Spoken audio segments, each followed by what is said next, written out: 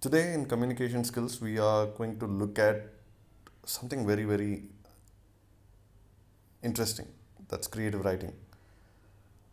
Writing is something which comes naturally to some of us, not to me, of course. But I have seen people who write and it comes naturally to them. They don't have to make an effort to do that. They just need a pen and a paper and beautiful lines pour in. See, writing need not just be um, in a particular framework. It can be anything and everything that you want to write. There is no, you know, depth of such options in terms of writing. There is, if you look at the next slide, there are many things that we talk about: poetry, plays, movies, and television scripts. Right? So you can write novels, short stories. You can write songs, poems, everything, right? What is it that one require to delve into such writing, to be precise, creative writing, right? What do you have to possess? What do we have to possess for such creative writing? Just that we have to start. We have to start somewhere. We can't just keep um, thinking about writing and never start writing. Then we are never going to be uh, a writer. So we need to understand, what we need to write. That is one, and what is our strength in terms of writing, or what are our negatives or weaknesses in terms of our writing. So these are the things that we need to understand, and then jump into writing. Right? Creative writing is something which we are looking at today. See, there are many areas that we need to understand um to be a better creative writer, right? So the first thing that we are looking at today will be: write about what you know. Okay, the question or whatever I just read out, write about what you know, is self-explanatory. For a beginner, for a person who's just starting out on writing, start writing about things that you know.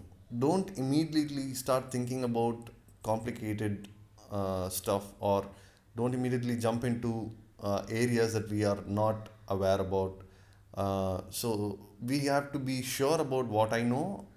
So in this sense, I'm talking about everybody. We need to understand what we know for sure, and then we have to start writing on that. It's absolutely okay to make mistakes, but at the same time, our objective, even when we are writing for the first time, our objective for the first time also must be: I'm writing it, as not a draft. I'm writing it to be completed version. So that is the objective that you should. That is the thinking that you should have in your brain, and then you start writing. That way, every word and every sentence that we write, uh, we will automatically naturally take that extra effort to make it look complete. Maybe we need more drafts till it becomes decent enough. But at the same time, we have to think, for the first time when you're writing, you still have to think that this is my final draft, and then keep writing. That way, basic unnecessary mistakes can be avoided, right? The second point is write about what you don't know, right? See, again, creative writing is the topic here. So we can't just think about what we always know, right?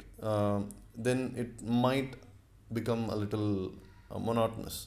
So what we do is we also have to think about writing on subjects which we don't know about, right? That way, we'll develop our horizon, we'll widen our horizons, we'll try and engage ourselves in different areas, and then our writing naturally gets better. So that's something which we need to ensure about. The third point is read widely and well. So we've seen this in other areas as well. So reading and listening to various topics is something which helps us in many areas of our communication skill. So one more point that we need to remember, even for creative writing, is read and you know read on many topics, listen on many topics, and deep, read widely and well, which means read a lot on many topics and read in depth about many topics. Right? That's what it says. Okay. Hook your readers. Easier said than done. How do we do that? Nobody is being forced to read your novel or whatever you're writing. You can't do that, right? In that case, uh, we have a set of readers who must be interested to look at your writing and read it. So how do we do that? That is where your creativity comes in, your innovation comes in, right? So you need to use your sentences, your paragraphs, and everything, so that it is word of mouth is what one would call it, but word of what you write here, that's going to help you. Perhaps you can stick to your strengths, or you can try and understand what the audience want, and then cater to the needs. That way you can hook the readers to your subject, and then once you do that, it becomes easier to gain their attention and keep them hooked to whatever you have written. Right? Get your characters talking. Again, easier said than done. See, normally a writer becomes a great writer by coming up with different shades of characteristics in the characters that you write about. They write about, but an average writer, what happens with that person is it will be one dimensional, or there won't be many dimensions to the characters, there won't be any shades, they're just like black and white, there is no gray in a character. If you actually look at it, those characters that have weaknesses, strengths, right, that is what we will like the most. A person who is vulnerable, even though he or she is strong, a person who can be vulnerable based on the situation. You develop such scenarios, and the characters must react to that situation, that scenario, in a particular way. That is where a writer becomes more creative. And being creative doesn't mean moving out of you know um, uh, normal behavior of humankind. So we need to be very very clear about how do we address, how do we make our characters in the story that we write, or in whatever writing that we do. What does our character do? How does it behave? That is something which we need to be very very clear about. We need to ensure our characters stand out. Characters must not just be one dimensional. We need to give a lot of shades to it, make it more interesting. Show rather than tell. Too much description, too many adjectives and adverbs can slow up your narrative and cause your readers to lose interest. Okay, this first sentence says everything. Um, we need to explain stuff, yes, but at the same time, we need to know where to put an end to our descriptions for these things. We need to carry on with the story as well. We need to every now and then we'll have to do a bird's eye view of what we have written, and understand, okay, this area I've dwelt a lot on it, I should not do that, let me reduce explaining so much. And then again go to a bird's eye view, look at other areas and try and explain a bit if it is less explained. So you need to understand that from a third person's perspective, and then do the changes accordingly, because explaining too much will also not work in our favor. Get it right the first time. So this point I've built in the first instant today. Try to get your first draft as perfect as possible. See, this is what I'm talking about. Unless otherwise, when we are writing, we think that this is my final draft, right? Unless otherwise, we give that bit of pressure, or that bit of focus that this is going to be my last draft of this particular writing, then we are not 100% there. We are letting our thought process go on a vacation. We let our thought process go on a holiday, right? If we are not thinking this is my last draft, right? So always when you're writing, you need to think this is your last draft.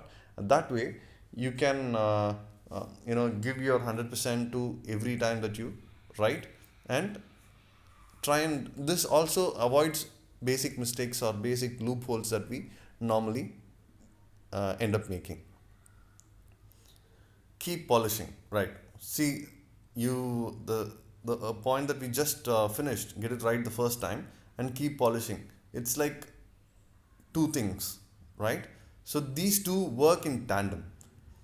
So one, you are writing. The first time you're writing, also you are giving your best. Everything comes out, from the perspective that okay, I'm gonna submit it for someone else to read. So I'll have to give my best here. So that's the idea when it comes to get it right the first time. At the same time, when you finish writing the first draft, keep polishing. Try and make the polish better. The more you polish, the more beautiful it looks. So keep polishing, keep polishing, keep polishing. That is something which helps writing a lot.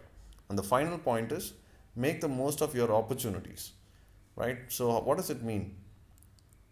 You try and enjoy what you do. You don't write just because you will have to meet a deadline. You write because you enjoy the process. During the process, you create a scenario, you create a world, a different world from, rather you live in here. Create different characters. Put those characters in situations that you normally don't face. Try and expand your horizon that way and enjoy the process. That way, the you utilize a lot uh, on the opportunities that you have. So unless otherwise we do that, there's no point writing creatively. Right. We are moving to the next part of writing, which is conceptual writing. There are three things that we will be looking at under conceptual writing. The first one is try not to over communicate. See, when you're writing, it's easy to explain too much, right? Each and every small detail, try and explain too much, it becomes boring, it becomes monotonous, and nobody is interested in reading the you know over explained, over communicated writing. Nobody is interested in it because it explains even the simplest things. We don't need that. It explains things that are not important. We don't want that. We have to be very very clear about what needs to be explained and what needs to be left out, not explained at all, and what needs more explanation also. See, we need to understand which is needed and which is not needed when it comes to explaining, when it comes to communicating. Try and avoid over communicating is what the concept here is. Nobody likes it. The second one, avoid falling into homogeneous shortcuts and under communicating your ideas. See, the earlier point is about over communicating. Now comes the under communicating ideas. So, what happens is, so when you have an idea, you'll have to explain so that the others understand. So, the judgment for us here is to understand what needs to be explained, what needs to be communicated, what needs to be communicated more, and what need not be communicated. This is a balance that a writer has to take into consideration. Unless otherwise, a writer can get this balance right, then it is going to be a huge mistake by the writer, because over communicating is equally is bad, and under communicating is equally bad as well. See, when you don't communicate enough, then the concept is not understood by the consumer, which is not what you want. You want the consumer, you want the reader to understand what you try and communicate. So the balance in terms of what needs communicating, what need not be communicated, what needs over communicating, where you're going by communicating too much, where you're not communicating enough. We need to understand that from the reader's perspective and then start writing. There is a method to the madness when writing. Testable concepts. See, when there is a laid out, you know, structure for a concept, already people understand a concept in a particular way. It's okay to go differently, but utilizing the same structure for a same concept uh, is something that all of us can benefit out of. So try not to complicate by changing the structure of the already existing concept. This will only complicate what we are trying to communicate, right? So this is something which we never do. Okay, moving on.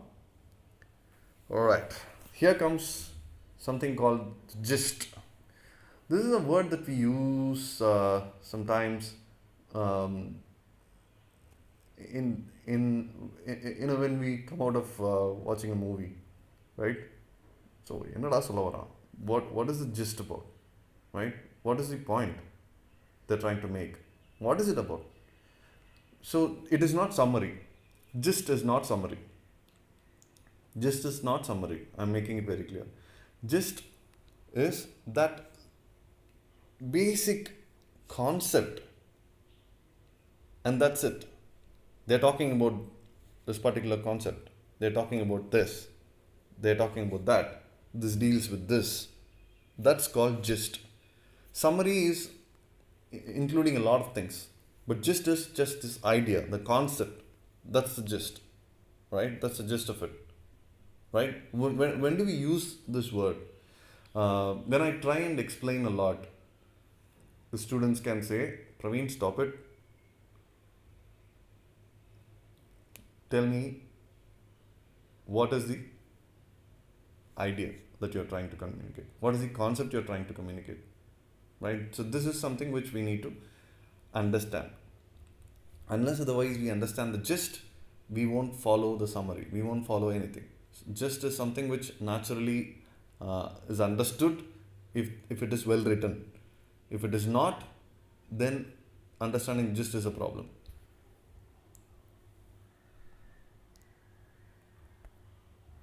Okay. So, conceptualizing your topic.